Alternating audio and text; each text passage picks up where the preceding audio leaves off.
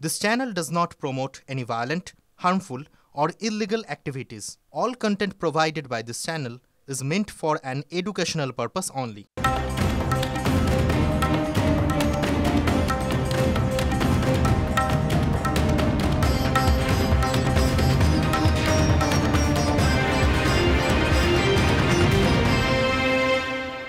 নমস্কার, টিভি9 বাংলা আপনাদের স্বাগত। শুরু করছি প্রেস কর্নার। লিমা রয়েছে আপনাদের সঙ্গে। নজর এই মুহূর্তের বড় খবরে।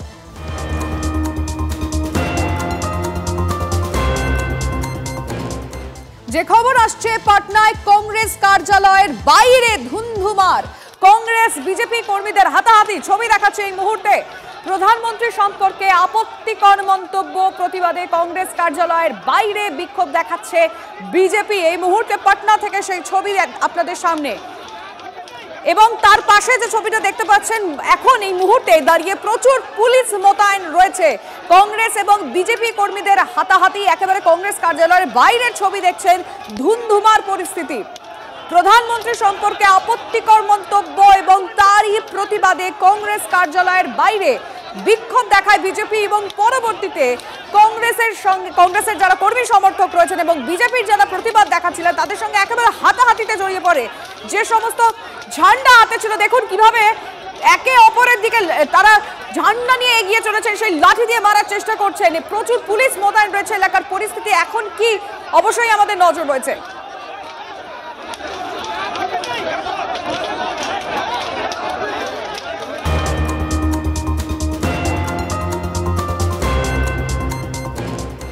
এবার আমাদের রাজ্যের ছবিটা দেখাবো আপনাদেরকে। মালদার চাঁচল, সেখানে বিজেপির গোষ্ঠী সংঘর্ষে উত্তপ্ত।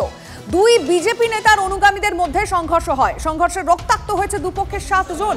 কথা বলবো সুব্রতোষের সঙ্গে। সুব্রতোষ, ঠিক কি কারণে এই দ্বন্দ্ব এবং পুলিশ এখনো পর্যন্ত কি ব্যবস্থা নিয়েছে?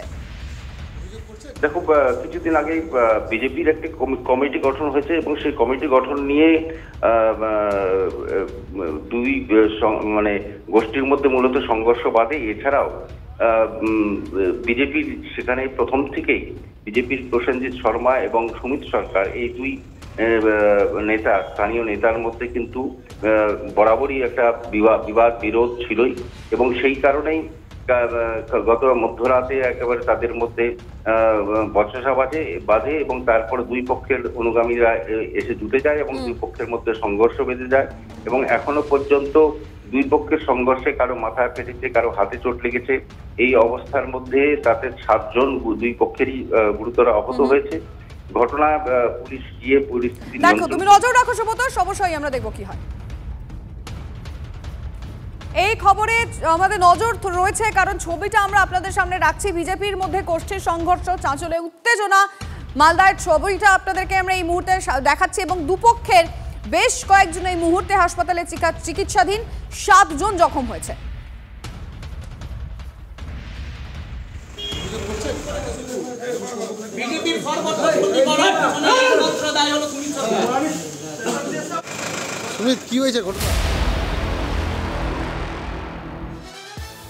এবারে কোচবিহারে নজর দিতেই হচ্ছে, কারণ সেখানে তৃণমূল কর্মী খুন। বারবার আমাদের রাজ্যে এরকম একটা ঘটনা ঘটেই চলেছে। বারংবার শাসক নেতারা খুন হচ্ছে।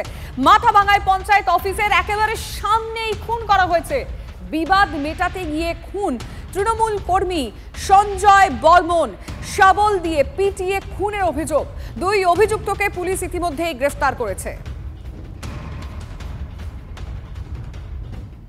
বিষয়টা একটু সন্দেহজনক, কারণ একটা মানুষকে এইভাবে নৃশংসভাবে করবে, জানি না ব্যক্তিগত শত্রুতা ছিল কিনা, কোনো পরিকল্পিতভাবে এরকমভাবে খুন করে ফেলল। একজন তৃণমূল কংগ্রেস কর্মীকে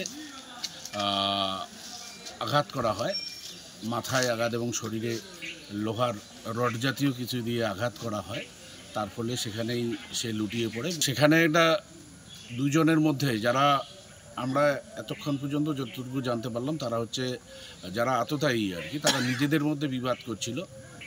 পাশে দিয়ে যাচ্ছিল, তখন সে বাধা দেয় ঝগড়াঝাটি করার। তার ঝগড়াঝাটির প্রতিবাদ করতে গিয়েই তাকে মৃত্যুবরণ করতে হলো। এই দুষ্কৃতীদের দৃষ্টান্তমূলক সাজা দেওয়া উচিত, এবং এ পর্যন্ত যতটুকু খবর আছে তারা নাকি ধরা পড়েছে। তারা কোন পার্টির সঙ্গে যুক্ত? কোনো পার্টির সাথে তারা আমার যুক্ত বলে মনে হয় না, তারা দুষ্কৃতী। গত কয়েক মাসের ছবিটা আপনাদের সামনে রাখবো, তার কারণ শুধুমাত্র আজকের ঘটনা নয়। এই যেটা বলছি, গত কয়েক মাসে বারংবার তৃণমূল কর্মী খুন হচ্ছে। শাসক দলের নেতারা কেন খুন হচ্ছে এই প্রশ্ন উঠছে। সে কারণে আবার যে ঘটনাগুলো ঘটেছে আপনাদের সামনে এই মুহূর্তে রাখতে চাইছি, যেখানে বিভিন্ন কারণে কোথাও গোষ্ঠীকন্দল কারণ সামনে এসছে, ইংরেজবাজার থেকে শুরু করে ভাঙড়, রেজিনগর, ভরতপুর, সাঁইথিয়া, মল্লারপুর, সেখানে বারংবার আমাদের রাজ্যে গত 2-3 মাসে বিশেষ করে বলা যায় শাসক নেতারা খুন হচ্ছে। এবং তারপরেই আজকের ঘটনা ঘটলো, যেখানে শাসক দলের এক কর্মী সেখানে তার মৃত্যু হয়েছে। শীতলকুচির বিধায়ক কি বলেছেন শুনবো। আমাদের এটা দুর্ভাগ্যজনক, পশ্চিম বাংলায় যে শাসনটা চলছে সেই শাসন বলে কিছু নেই, আইন বলে কিছু নেই। মানুষ যখন তখন যাকে ইচ্ছে তাকেই মেরে ফেলছে, খুন করছে। আজকে আমাদের কাছে যেটা খবর আছে, তারা 3 জনেই তৃণমূলের সক্রিয় কর্মী। আজকে তৃণমূলের বন্ধুরা যদি বলে তারা সক্রিয় কর্মী নয়, তাহলে মিথ্যাচার করছে। আর আপনারা জানেন তৃণমূলের প্রত্যেকটা কথাতে তারা মিথ্যাচার করে, মিথ্যা আচরণ করে, ভ্রষ্টাচারের রাজনীতি করে, খুনের রাজনীতি করে। আজকে খুনের রাজনীতির এটা একটা ফসল। কেউ কাউকে ভয় পায় না, আইন নেই এখানে, তার ফলেতেই এখানে খুনটা হয়েছে।